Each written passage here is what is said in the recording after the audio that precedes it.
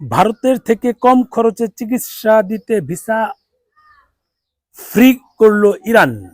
অর্থাৎ এখন যদি আপনি ইরান চিকিৎসা নিতে যান, তাদের জন্য ভিসা ফ্রি দিচ্ছে। সম্ভবত সবার জন্য ভিসা ফ্রি আমি ডিটেলস দেখিনি। চ্যানেল আয়ের একটা এই নিউজ দেখলাম, গত 2-3 দিন আগের নিউজ, সেখানে এই জিনিসটা পেলাম এবং এটা নিয়ে কয়েকটা কমেন্টস দেখলাম। কমেন্টসগুলোর কারণে আপনাদের কাছে মূলত আসা। ইরান কিন্তু এটা মানে নতুন পারমাণবিক শক্তির দেশ হতে যাচ্ছে ইরান। একজন বলেছে জয়া মাহমুদি বলল, আমার শ্বশুরবাড়ি ইরান আর ওনারা অনেকে উন্নত চিকিৎসা এবং ভালো মানের চিকিৎসার জন্য ভারতে যান। প্রথমেই এটা একটু দেখুন, দেখা যায় কিনা, দেখা যায় না। এখন এটা হচ্ছে আরেকজন বলছে, ইনশাল্লাহ ডক্টর মোহাম্মদ ইউনূসের হাত ধরে অনেক দেশে আসবে বাংলাদেশে, দেশকে উন্নত চিকিৎসা সেবা দেওয়ার জন্য তাদেরকে একটা গোষ্ঠী জ্বলবে। দেখুন, পরপর কিন্তু দুই অ্যাঙ্গেলের নিউজ। এই হচ্ছে আমাদের দেশের অবস্থা। ইরান এসেছে, এটা তো আমাদের জন্য ভালো সংবাদ। এখন ইরান যদি উন্নত মানের চিকিৎসা সেবা দিতে পারে, তাহলে অবশ্যই আমাদের সেখানে সাপোর্ট যাওয়া উচিত।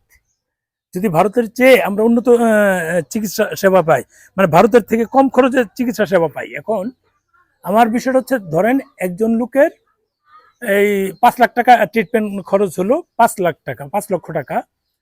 ভারতে আসা যাওয়া খরচ হবে 50,000, আর 4.5 লাখ, আর 5 লাখ টাকা ওখানে খরচ। তাহলে কত? 5.5 লাখ টাকায় আমার খরচ হয়ে যাচ্ছে। এখন ইরানে ওইটা যদি তারা ধরেন 3জন লোকই ধরলাম, ইরানে ওইটা 4 লাখ টাকায় হলো বা 3.5 লাখ টাকায় হলো।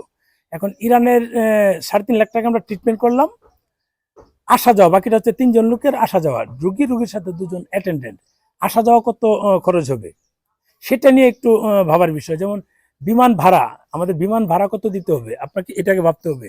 ইরানের বিমান ভাড়া নিশ্চয়ই অনেক হবে। যেমন পাকিস্তানের, সবে মাত্র আমি টিকিট কেটে দিলাম, পাকিস্তানের এই 2জনের 2 লাখ সম্ভবত 2,31,000 টাকায় পাকিস্তানের বিমানের টিকিট কেটে দিলাম। তারা পাকিস্তান যাচ্ছে।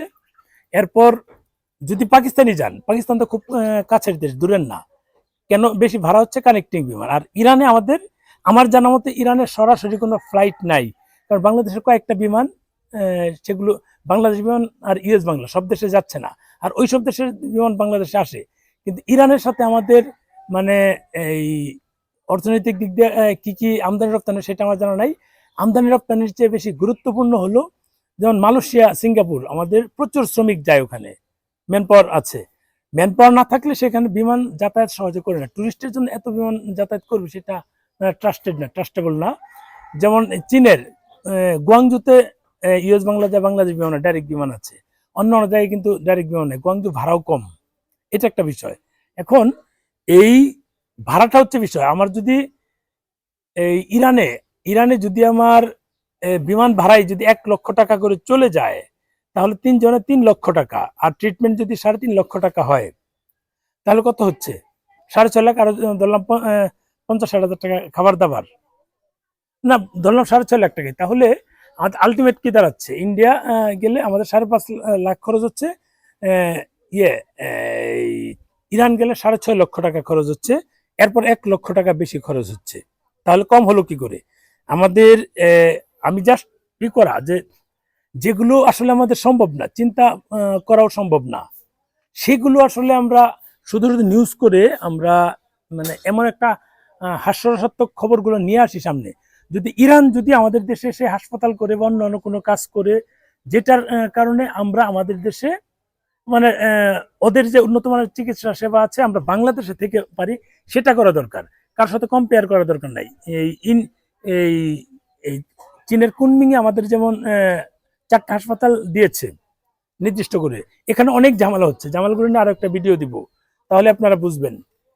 কুনমিংয়ে কিছু ট্রিটমেন্ট করে আসছে, কিন্তু কুনমিং যদি আমাদের বা চীন যদি আমাদের বাংলাদেশে ওই মানে ট্রিটমেন্ট করতে সেবা দিতে পারে, হাসপাতাল তৈরি করে কম খরচে পারি, সেটা আমাদের জন্য ভালো।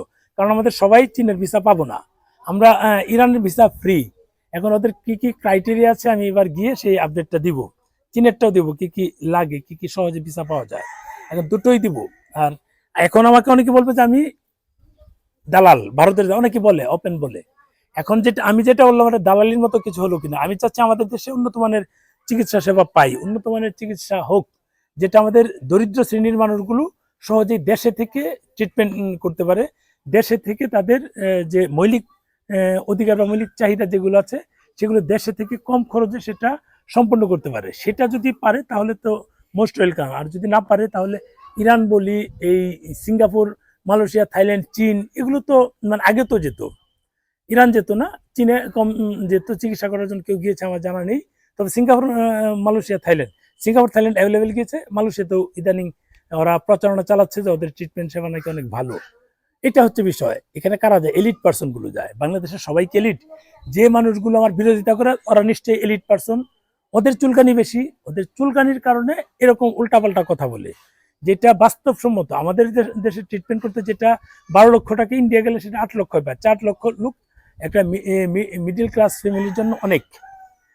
এখন এই জিনিসগুলো যদি আমরা বাংলাদেশ থেকে 8 লক্ষ টাকায় পাই, ভারতে আমরা কোনোদিনও যাব না, আমরা ট্রিটমেন্ট করার জন্য কোনোদিনও যাব না।